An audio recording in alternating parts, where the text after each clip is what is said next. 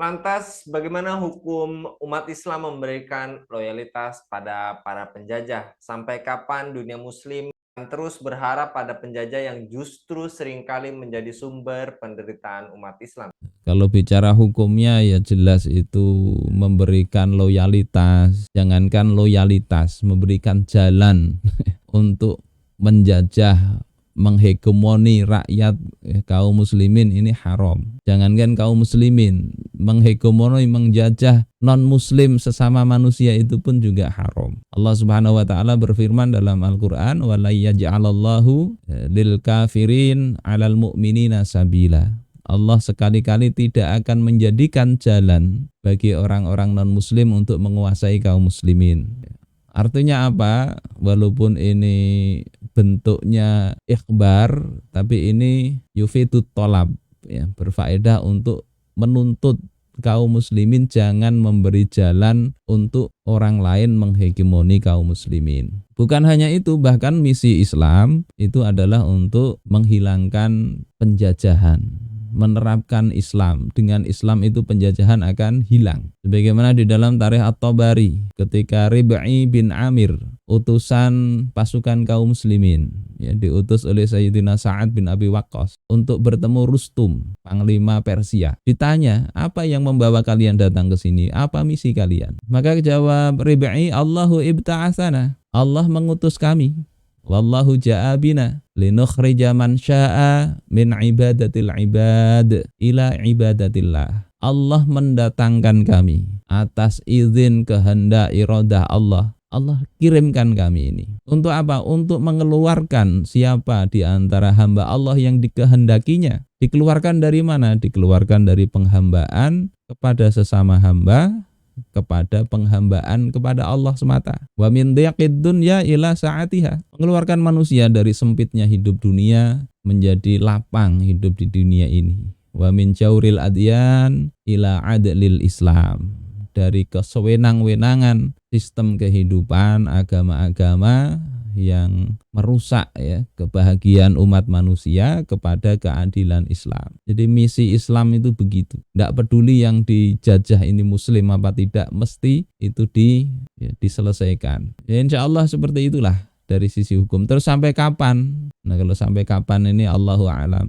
Sampai kita berharap Allah datangkan pertolongan. Dan pertolongan itu Allah berikan kalau kita ini mempersiapkan diri. Ya, jadi ada kitab An-Nasru Sababuhul I'dad. Pertolongan Allah itu sebabnya adalah adanya i'dad, persiapan. Apa yang perlu dipersiapkan? Ya, ketakwaan kaum muslimin. Yang kedua, persatuan.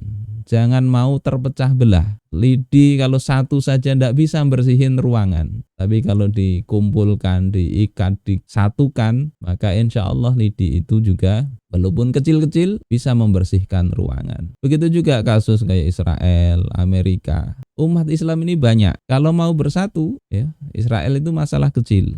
Tetapi ini yang terjadi, mereka tercerai-berai, ya, dalam puluhan negeri-negeri kecil, ya, negeri, ya, mungkin besar dari sisi jumlahnya, tapi tadi masing-masing kepala-kepala negaranya itu tunduk kepada penjajah. Beraninya itu kan kadang cuma mengecam. Kalau dulu para raja dulu kalau marah itu mereka tidak sekedar marah tapi ngirim pasukan. Kalau sekarang mengecam tapi perdagangan tetap jalan. Mengecam, marah, ya, mengecam Israel, tapi perdagangan meningkat, minyak tetap dikirimi. Coba, ini khianat kepada umat. Insya Allah kalau kaum muslimin ini sadar mereka ini punya tugas, ya, punya tanggung jawab, mereka siap untuk bersusah payah, ya, menjalankan perintah Allah Subhanahu wa taala, menyatukan negeri-negeri kaum muslimin, maka sebetulnya jihad, ya, perang secara fisik itu bisa dikebelakangkan. Diplomasi bisa insya Allah, asal catatannya umat ini kuat. Sebagaimana dulu misalnya Khalifah Abdul Hamid Ats-Tsani, ya cukup beliau marah saja selesai itu. Marah, mengancam, selesai. Karena apa? Kuat, orang tidak berani. Ya, kalau sekarang mengecam, 1000 kali mengecam Israel, jangankan dikecam oleh pemimpin kaum muslimin yang dinyatakan oleh yang lembaga internasional itu menyatakan menghukumi ini ilegal, ya, pengadilan internasional itu Israel tidak ada masalah. PBB tidak bergigi menghadapi Israel. karena diasuh oleh Amerika, di vetonya. Ini kenapa kaum muslimin ya lemah? Karena itu solusinya ya umat ini harus bersatu, tidak ada solusi lain. Dan untuk menyatukan perlu wadah. Wadah itulah yang kalau dalam Islam itu sebutannya adalah bisa khilafah, amirul mukminin atau al-imamah al-uzma. Prinsipnya kebijakan politik kaum muslimin ini mestinya disuarakan oleh satu orang, diurus oleh satu orang, menyatukan suara kaum muslimin. Insya Allah kalau begitu ya selesai itu persoalan Palestina dengan izin Allah. Dan terakhir Ustadz, apa sebenarnya menghalangi kita untuk berhenti bergantung pada negara-negara barat dan mulai membangun kekuatan sendiri? Apa Yang sebenarnya menghalangi itu ya sekarang kan banyak fahaman-fahaman ya, mafahim yang tidak sesuai dengan Islam. Ya sederhananya kayak pemahaman kebangsaan, itu kan persoalan negara lain. Persoalan bangsa kita aja banyak. Kalau semua orang mikirnya begitu, akhirnya ya nggak akan selesai itu. Persoalan Palestina hanya persoalan bangsa di sana saja. Itu salah satunya. Yang kedua, persaudaraan kaum muslimin. Innamal mu'minuna ikhwah, kata Allah Subhanahu wa taala.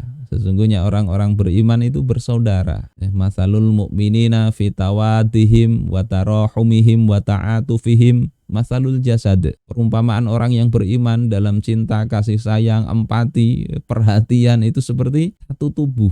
Dalam ayat Al-Qur'an, innallaha yuhibbul ladzina yuqatiluna fi sabilihi shaffan ka'annahum bunyanun marsus. Allah menyukai orang-orang yang beriman ini berperang di jalannya, berjihad di jalannya, ya, berbaris-baris dalam satu barisan seolah-olah seperti bangunan yang saling memperkuat. Nah ini kan terhalangi tadi oleh nasionalisme dan ini yang ditancapkan oleh penjajah sehingga masing-masing itu menganggap itu urusan negara orang lain, padahal itu adalah bagian tubuh mereka yang mestinya tubuh yang lain itu merasakan sakit, melakukan pembelaan, tapi itu tidak dilakukan atau dilakukan sekedar basa-basi, sekedar gimmick. Ini yang problem utamanya di situ, insya Allah.